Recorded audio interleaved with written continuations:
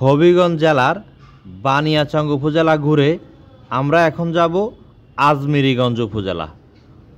এই হবিগঞ্জের যে উপজেলাগুলো সমতল এগুলাতে কিন্তু প্রচুর ধান চাষ হয়ে থাকে। হাওরের মাঝখান দিয়ে বয়ে যাওয়া এই রাস্তাগুলোতে গাড়ি থেকে নামলে তীব্র রোদ বা বৃষ্টি থেকে বাঁচার জন্য কোনো আশ্রয় কিন্তু খুঁজে পাওয়া যাবে না, কারণ এখানে বাড়িঘর খুবই দুর্লভ। তবে মেইন রাস্তাগুলো থেকে যে শাখা রাস্তাগুলা এগুলাও কিন্তু খুবই দৃষ্টিনন্দন, যে কাউকেই বিমোহিত করবে। এপ্রিল মাসের এই সময়ে সারা বাংলাদেশেই কিন্তু প্রচণ্ড গরম, হবিগঞ্জ এর মুক্ত নয়। গরম থেকে বাঁচার জন্য এখানকার মানুষ, গরু, মহিষ সব কিছুই পানিতে নেমে স্বস্তি লাভ করার চেষ্টা করছে।